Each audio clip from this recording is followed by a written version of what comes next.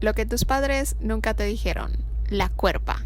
Hola, hoy vamos a hablar sobre este tema un tanto polémico, ¿no? Este ejercicio de denominar en femenino esto que hemos crecido conociendo como el cuerpo, ¿no? Porque desde esta postura un tanto lingüística, las cosas en español, ¿no? Se suele nombrar en femenino y en masculino, y se suele asumir que el masculino, en algunos contextos, incluye al femenino, ¿no? Si hay personas en una habitación y son puras mujeres, o la mayoría son mujeres y hay un hombre, entonces todo el sustantivo que describa a ese colectivo va a cambiar a masculino. ¿Por qué? Porque hay un individuo masculino o de sexo masculino. Y en el caso, por ejemplo, de el cuerpo, ¿no? Está conjugado en masculino, ¿no? Y Nati hoy nos va a hablar, el capítulo de hoy va en función de una cosa que ella, con la que entró en contacto, descubrió y tiene muchos deseos de compartir con ustedes, ¿no? A ver, Nati. Hola. Ay, pues la emoción, Es que yo para la época pandémica me aventé a hacer muchas cosas, Entre las cosas que me aventé a hacer fue tomar un curso de ¿qué? Que se llamaba Descubre tu poder erótico, porque me sonó muy interesante el tema y sobre todo los puntos a tratar que íbamos a tener. Y yo dije, qué chido, o sea, unas psicólogas, una de ellas con una tienda en línea de productos de disfrute para adultos, y yo dije, wow, como que se me hizo muy muy muy interesante, ¿no? Entonces, dentro de los temas que tocaron en el taller, que por cierto les recomiendo que la sigan en Instagram, luego les paso los datos de sus redes, pero dentro de los temas que tomamos en el curso fue erotismo, tu cuerpo, y luego ahí fue cuando explotó mi ¿cómo se llama? Mi hormone monster, Porque en el taller, como que dentro del tema y todo en que vimos el cuerpo, una de las talleristas fue que dijo, debemos cambiar el concepto y utilizar cuerpa. Y yo así como que, ¿qué cuerpa? ¿Por qué cambias el concepto? ¿Qué onda, no? Y ya, ¿no? Y luego fue de que igual vimos comunicación erótica y técnicas para erotismo y todo, ¿no? Pero sobre la marcha fue como que me movió muchas cosas, ¿no? Porque yo decía, pues, ¿por qué lo habríamos de cambiar? ¿O por qué me resuena tanto? ¿Por qué me mueve tantos sentimientos encontrados? ¿No? Entonces, pues yo dije, y ya fue ahí, desde ese momento que yo me empecé a cuestionar y por qué, o sea, ¿y será que yo debo cambiar todo esto? Y el ruido que hace, y luego empecé a ver como que notas en los grupos feministas que sigo, como mal vestidas, y notas en otros grupos, no me acuerdo de los nombres de las cuentas en Instagram, pero sí fue ahí cuando tuve mi primer acercamiento con esta nueva manera de apropiarnos de nuestro cuerpo, llamándolo cuerpa, ¿no? Y luego, para este tema, igual encontré un artículo que también les puedo mencionar. Pero antes de que entres a esa parte, me gustaría, porque es algo que te más bien que te movió muchas cosas, ¿no? Porque en el taller habían personas de diferentes perfiles y el tuyo era como de sobresalía, o al menos tú pensabas que como que no iba, ¿no? O sea, ¿qué onda ahí con eso? A ver, explícanos. Sí, lo que pasa es que, todas las chicas que estaban en el curso eran como que del centro del país, y la mayoría era como, no sé, psicólogas, terapeutas o amigas de las talleristas que eran como del ramo del área de sociales, y yo toda meca, ¿no? Así como del área de económicas, ¿no? Porque cuando se presentaba yo me quedé así como que cucu, así bicho raro, ya saben, como la única sola del área de economía que está tomando un curso de sexualidad, bueno, no, el de empoderamiento erótico, ¿no? Y sí, fue como un poco choqueante. Además que no recuerdo si la mayoría tenía pareja o algunas. ¿Pero qué perfil tienes tú? Dilos. Yo soy contador público. Entonces, como que igual el perfil de los contadores y el área de economía es como muy cuadrado, como no, o sea, como que de los números no sale, y así como los caballitos, ya saben, como que solo van en una sola dirección. Y así, y yo dije, guay, sí me sentí como un bicho raro, la verdad. Pero ya luego que estuve en el transcurso del curso y todo eso, Porque le igual mi mamá estaba así como que no, ya van a empezar sus clases y así como de no quería que, porque ese fin de semana exactamente fueron a trabajar a mi casa, entonces como que mis primas estaban así como que ay no, Nati, no la molesten, ¿para qué va a tomar clases? No sabían qué clases estaba tomando, pero fue muy divertido esa parte. Pero sí, fue un poco, o sea, como que sí me movió muchas cosas porque pues nunca pensé que pudiera yo tomar un taller en línea, de compartir, o sea, mis experiencias y las experiencias de otras personas. Y lo igual lo importante era que por los temas que íbamos a tocar, que también, ya ven que en las clases en Zoom como que apagas y prendes la pantalla porque no quieres que nadie te vea, pues era como que más sentirnos en confianza. Y sí recuerdo que nos los recalcaban mucho las talleristas, que prendíamos nuestra cámara porque era una forma como que de sentirnos más cerca y también de identificarnos aún más con las cosas que íbamos a compartir, o sea, como que más en confianza. Pero sí, estuvo muy chido el taller, les recomiendo sus talleres. En la página de una de las talleristas, me parece que es Diversual, si no estoy mal. Pero lo pueden checar en Instagram. Pero sí, así estuvo mi taller de descubrimiento erótico, muy interesante. Así que si tienen la oportunidad de tomar algún taller así, no se lo pierdan, sobre todo ahorita que ya con lo de la pandemia y todo esto, pues ya estamos más cerca, ¿no? De que podemos tener más accesibilidad y hasta los precios, la verdad. Creo que pagué como 300 pesos por ese curso que duró casi mes y medio más o menos.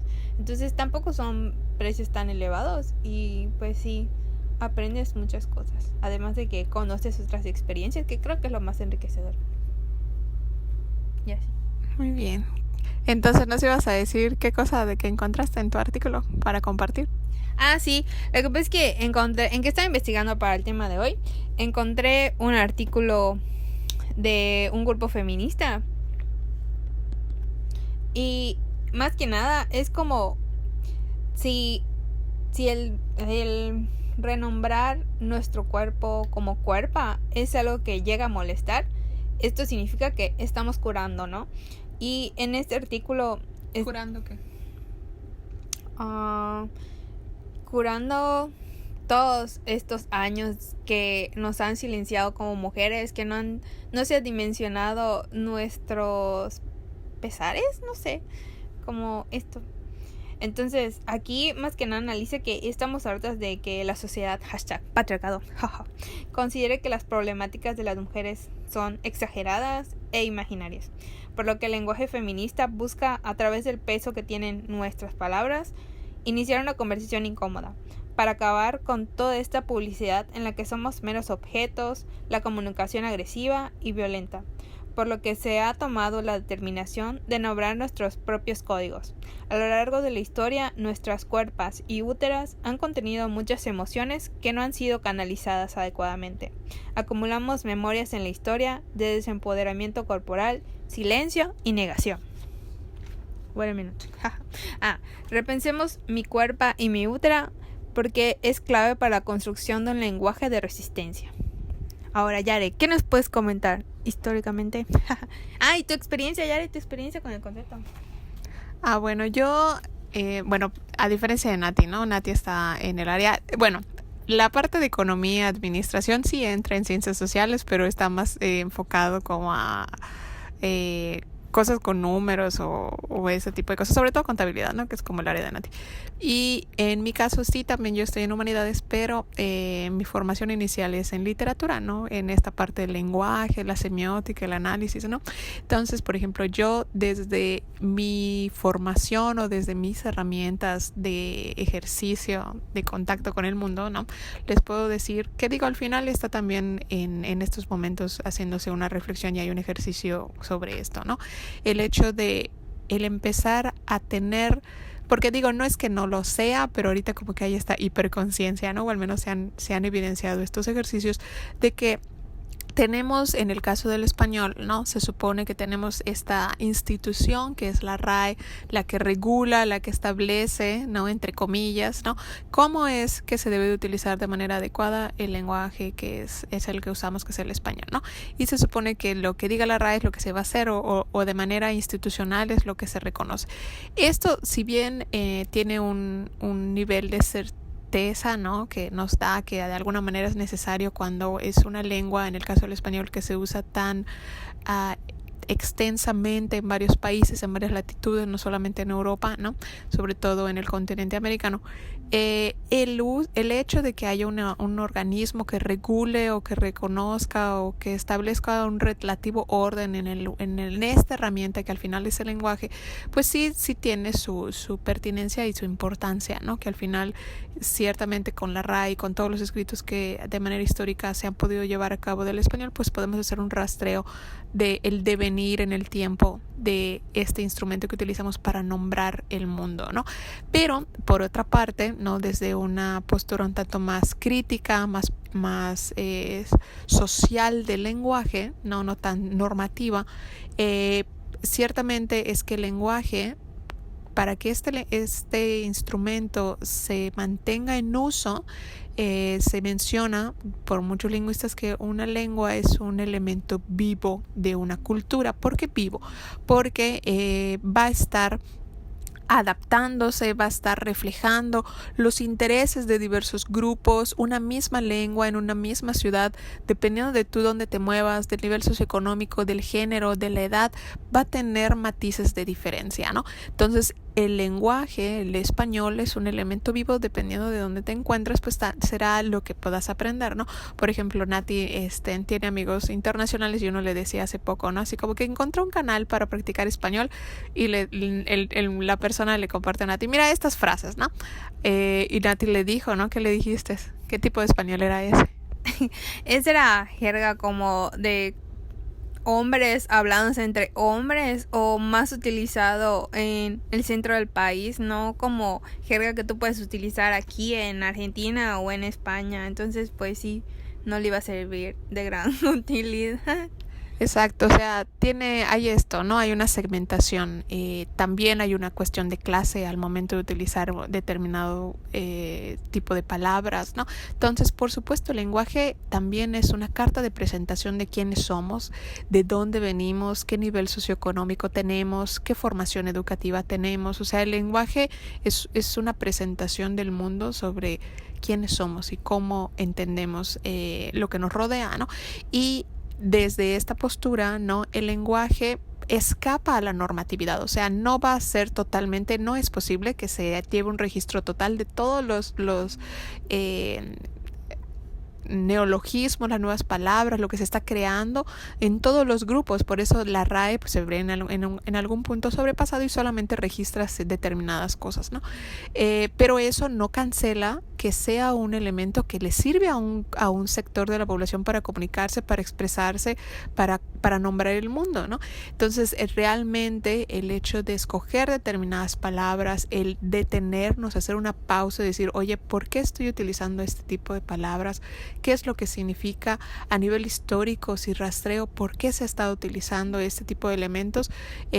También me da luz sobre, bueno, quiénes me han formado, quién es este colectivo al cual yo pertenezco, y si voy a replicar ese tipo de pautas o voy a dar una visión crítica y voy a aportar una aproximación diferente, ¿no? Entonces, en ese sentido, reflexionar sobre el nombrar desde los cuerpos femeninos, desde los cuerpos o los que se reconocen como mujeres, ¿no?, nombrar a sí mismos esta experiencia de mundo que tienen a través de pues, la materialidad de su ser, que es la cuerpa, ¿no?, como se nombra también, pues ciertamente es un ejercicio que puede despertar mucho de reflexión, pero también mucho de incomodidad para aquellos que no se detienen a cuestionar este tipo de elementos, para quienes están muy cómodos con la normatividad o con cómo se han llevado las cosas hasta hoy, que eso no cancela que los demás que sí están en esta ola o que están metidos en estos ejercicios de reflexión, pues venga, lo usan, no tiene absolutamente nada de malo, ¿no? Y también pues siempre la invitación, ¿no? O sea, el hecho de que tú veas que algo se está haciendo de manera diferente, pues también es una invitación a preguntar, bueno, ¿por qué? ¿No? También Nati se planteó esto de, ¿es necesario? ¿Por qué sería necesario? ¿No? O sea, ¿realmente necesito yo utilizar este concepto o no? Y en función de lo que en tu reflexión interna sea la respuesta, pues tú puedes dar igualmente pues una aproximación la que tú decidas, ¿no? Ciertamente los usos que podamos hacer del lenguaje a día de hoy se están potencializando muchísimo, ¿no? Y me parece un ejercicio maravilloso porque ciertamente la palabra nombra en el mundo, ¿no? O sea, algo que no tiene nombre no está materializado en la mente de los individuos de un colectivo. Y si se puede nombrar, se puede conceptualizar, se puede pensar, se puede repensar algo, ¿no? Entonces este ejercicio de detenernos y ver si quiero o no quiero nombrar mi corporalidad o mi materialidad en el mundo de una u otra manera es un ejercicio de reflexión que me parece muy oportuno desde todos los ángulos y por supuesto desde la historia de las mujeres o cómo éstas han sido tratadas a lo largo de la historia desde sus cuerpos. Ciertamente puedes llegar a ser como muy fuerte para muchas personas darse cuenta, o muchas mujeres darse cuenta que históricamente forman parte de un grupo que ha sido violentado sistemáticamente y que no ha tenido acceso a las mismas oportunidades o que ha sido violentado tan masivamente y tan violentamente, ¿no?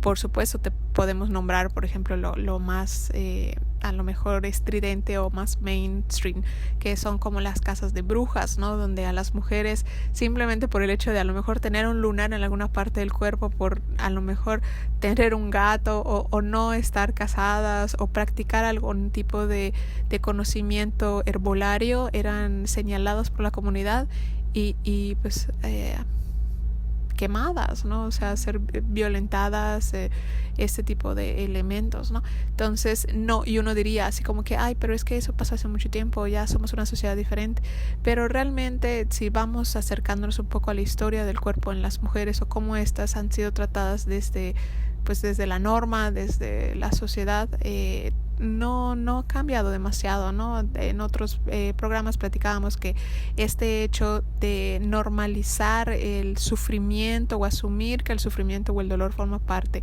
de lo que el cuerpo femenino debe de asumir o debe de ser su normal, sigue imperando, ¿no? Nati nos dio su experiencia de que le tomó varios años que su familia, ¿no?, reconociera que necesitaba ir a un doctor para atender algo que no estaba normal, que no estaba bien dentro de su ciclo menstrual.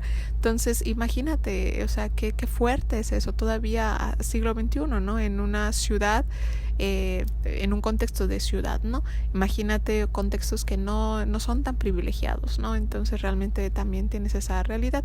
Y también, si nos vamos como un dato más histórico, podemos nombrar este hecho, ¿no? Que en el caso de las mujeres del siglo XIX, ¿no? Finales del siglo, casi todo el siglo XIX, pero ya también a principios del siglo XX, este concepto de la histeria en las mujeres, ¿no?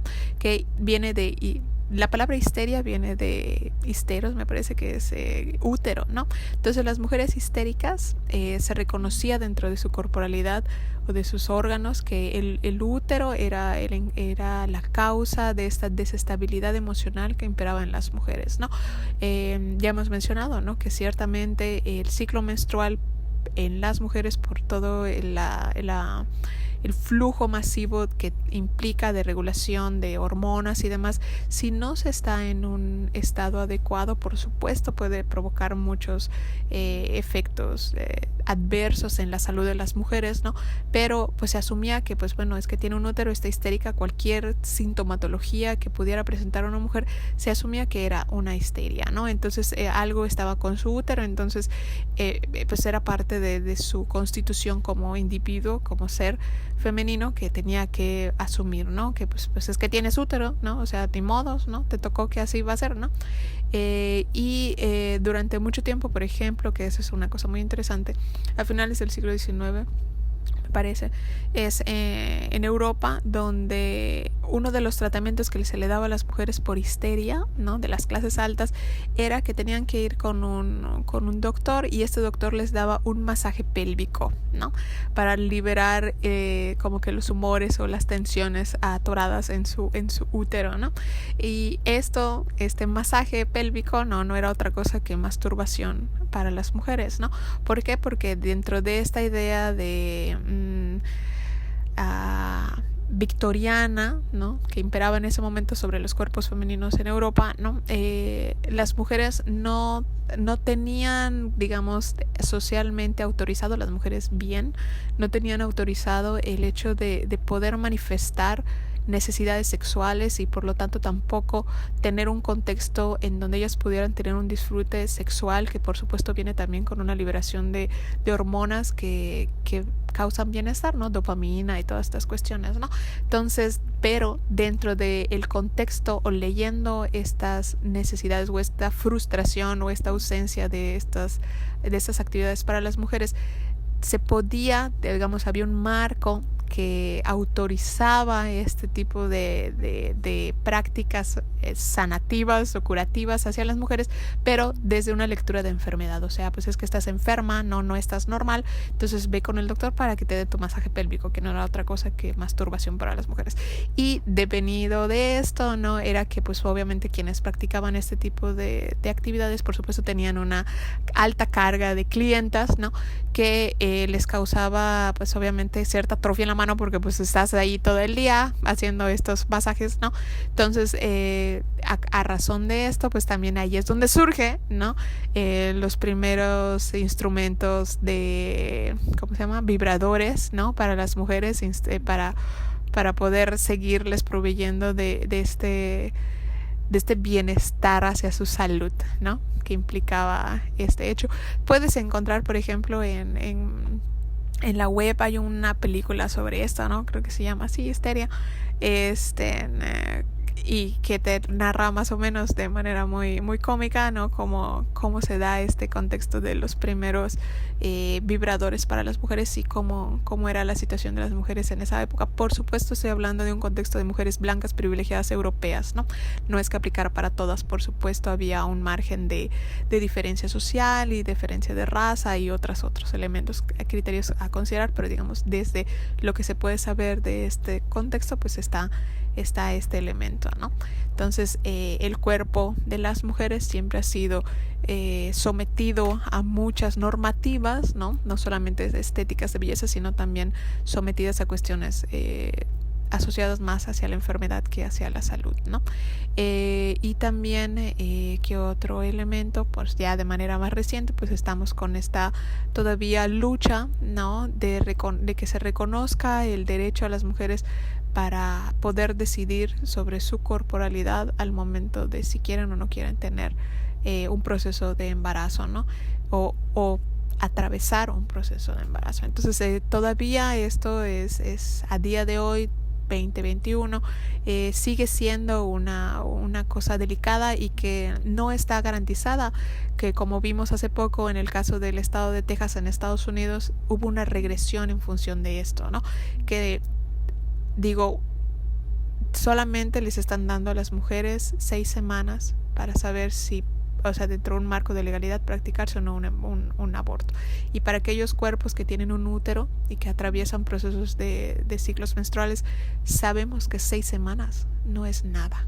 O sea, se te puede retrasar tu ciclo por tantas cosas, tantas razones, si eres regular. Imagínate, si eres irregular, todavía más. O sea, realmente no te están dando un tiempo suficiente como para que puedas entrar en conciencia de si estás o no estás embarazada, y puedas luego hacer el ejercicio de reflexión sobre si vas a poder afrontar un proceso de embarazo o no. O sea, realmente les están coartando muchísimos derechos sobre la decisión sobre sus propios cuerpos, ¿no? Entonces, ahí yo lo que les puedo comentar al respecto. Igual con esto, bueno, con todo lo que nos compartía Yare sobre los datos históricos y lo que hemos vivido a lo largo de todo este tiempo, también encontré otro artículo sobre... bueno, es un artículo de igual un grupo feminista y toca de una u otra manera como lo que se ha vivido a través de la historia como mujeres. Y va así. Se llama Viviré mi cuerpo, hablaré desde mi útera. Me descubrieron y me pusieron su nombre. Me quitaron mi derecho a decidir, castigaron mis saberes ancestrales y me quemaron en la hoguera, privando al mundo del conocimiento femenino. Me dividieron en partes y me taparon los ojos para que no mirara. Me hicieron sentir que ese cuerpo no era mío. Y no nos equivoquemos, eso es colonización, es expropiación, es disección. Apropiarse del lenguaje de cuerpas y úteras es un ejercicio de honestidad histórica, que nos libera de la mirada intrusa. Una cuerpa consciente habla desde una útera que sana activamente cada violencia del patriarcado con una respuesta clara en clave feminista. Mi cuerpa, mi útera, mi derecho a decidir. Y para cerrar, igual encontramos otro artículo del grupo llamado Malvestidas. A ellas las pueden encontrar así en Instagram y en Facebook. Y este decía más o menos así: la conversación no comienza ni acaba con jugar con el lenguaje. Falta mucho más para poder vivirnos en un mundo más libre, pero empecemos aquí, generando una incomodidad desde la cual podamos cambiar y crecer. Por nuestra parte sería todo y bueno, les esperamos en el siguiente capítulo.